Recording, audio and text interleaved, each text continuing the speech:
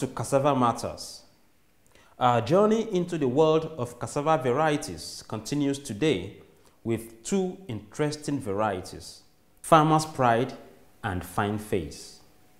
Farmer's Pride used to be identified as TMS 981632 or 1632 for short, while Fine Face was TMS 980505 or simply 0505.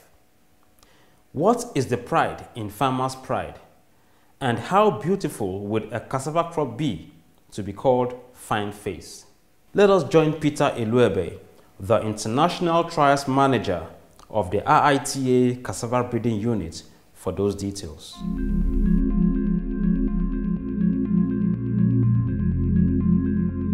By my side here is Farmer's Pride. When you look at it, it looks like it doesn't have strength.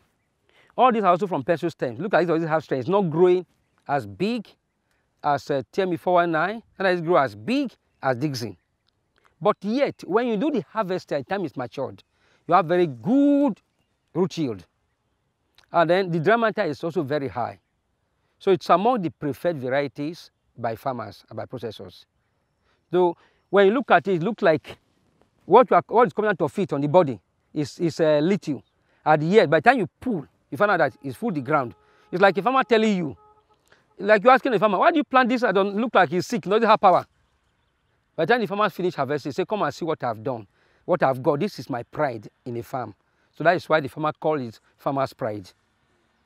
The farmer calls it Farmer's Pride. And if you look at it, between this one and then Dixon at TME419, there are notable distributive features.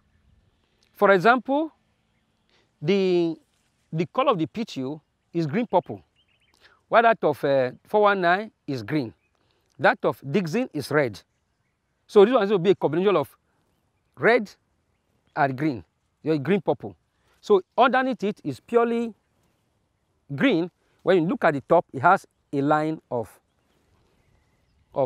purple. So, and then the stem also, look at the way the stem looks like at the color, not the same thing as any of them. It's not as sturdy as Dixon.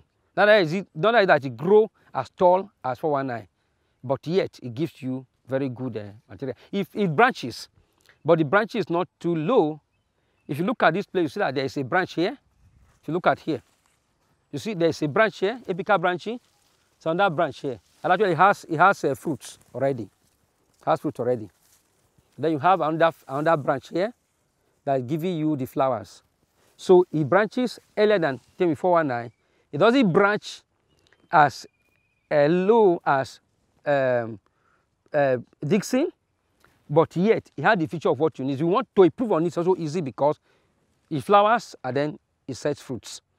So looking at it, you find that it's a perfect genotype or variety that can be used for a crop because it doesn't grow very big.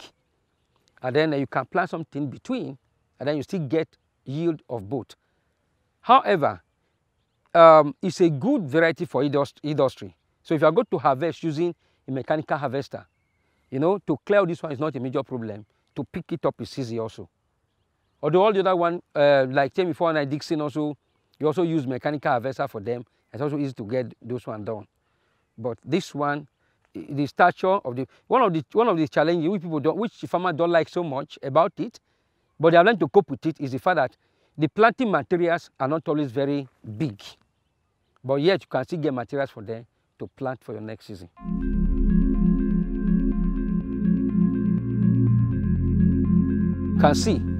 You can see very well.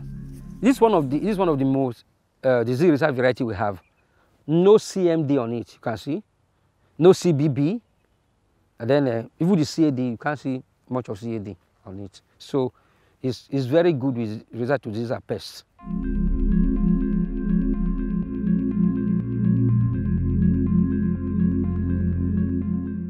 Fine Face is the same as 980505.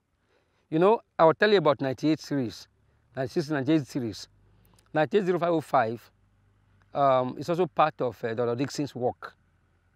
So, and then it was selected the same time like 985820, which is Dixon, And then it was released at the same time as 1985-81, which is Dixon also.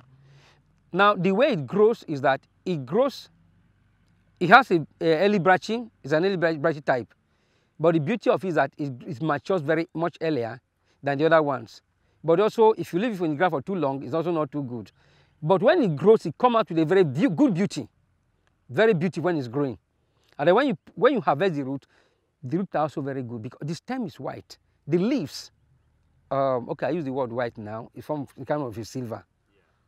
Yeah. The root also are just like the stem. It's also very beautiful roots when you see it. And then when you peel it, it's very white. By the time you finish your processing, the gari come out very, very beautiful. I get that is what the farmer saw and say, oh, this is fine fish. Yeah, fine fish. It's kind of an umbrella type, but it has multiple levels of branching. I think the farmers like it because some farmers say, oh, we like it because when it gets to about 3 months of age, it helps you smooth out the weed. You don't need to do anything on that plot throughout. So that's one of the things why they like it. Help you to take care of the weed, help you to take care of this. So, and then when you plant it, you have a good plant population like in most cassava, they will help you to take care of the weeds. But it's only so unique because it branches early and then keep on having levels of branching. But it's not as profuse as a non-regulated kind of branching, no. That is the beauty of its own.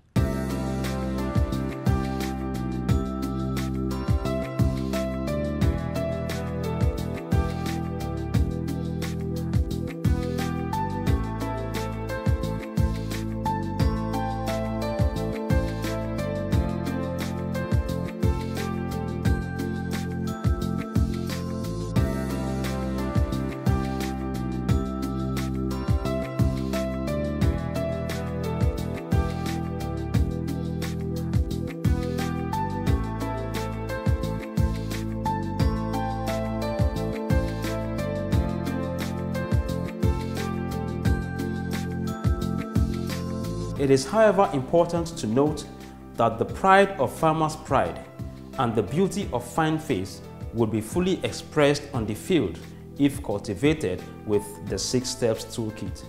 Let us take a look at those steps again. Do you want to grow cassava and get higher yield? Here are 6 steps to help you achieve your dream. 1. Select a suitable site that is not on a slope, waterlogged, stony, or very shallow. 2. If the vegetation is an older fallow with trees, shrubs and broad leaves and too tall to go over with a sprayer, slash the vegetation and plow.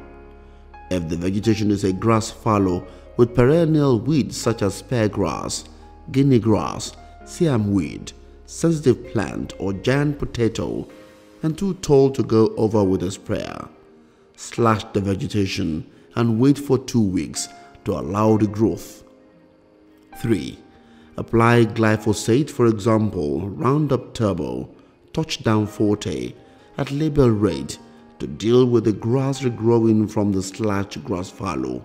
Glyphosate should also be applied on a field if it has little vegetation, less than 1 meter tall, with perennial weeds. Thereafter, wait for 14 days to allow total kill by glyphosate. 4. Tillage operations are costly but result in higher cassava yields on productive fields. Plowing generally increases youth yield by at least 5 tons per hectare. Only invest in plowing if the revenue expected from 5 tons of cassava exceeds the cost of plowing 1 hectare of land. Ridging increases root yield by at least 4 tons per hectare. Ridge your field if the revenue from 4 tons of cassava exceeds the cost of ridging 1 hectare of land. Ridging is also recommended if your soil is high in clay content, or if you intend to harvest in the dry season, or if weeds are difficult to control. 5. Plant cassava only when the soil is moist at 1 meter between rows and 0.8 meters within rows.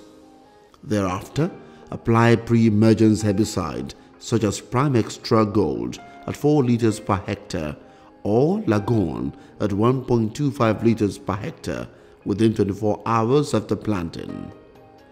Do not apply pre-emergence herbicide on dry soil. Replace cuttings that fail to sprout after 15 to 21 days. 6. When weeds cover 30% of your field and they are at 4 to 6 leaf stage, apply a post-emergence weed control, for example, post-emergence herbicides, mechanical or manual weeding. In grass-dominated fields or in portions of a field that are grass-dominated, apply Fossilate Forte 3 liters per hectare under cassava canopy. For grass and or broadleaf infested fields, glufosinate ammonium, for example, Lifeline, Basta, Fascinate may be applied at label rate. Glyphosate like Roundup Turbo, Touchdown Forte and can also be carefully applied at label rate. But it is important to use a shield on the sprayer nozzle to avoid glyphosate touching green parts of cassava, which will result in cassava damage. If cassava is less than 8 weeks old and the field is infested with grass and broadleaf weeds, use manual weeding. Do not apply the same herbicides year in year out, because this may promote the development of resistant weeds. To watch missed episodes and other useful cassava weed management videos, go to our YouTube channel, Cassava Matters, and subscribe, and follow us on Facebook and Twitter. For questions, comments, and inquiries, please use the following contact details on your screen. We'll be glad to hear from you.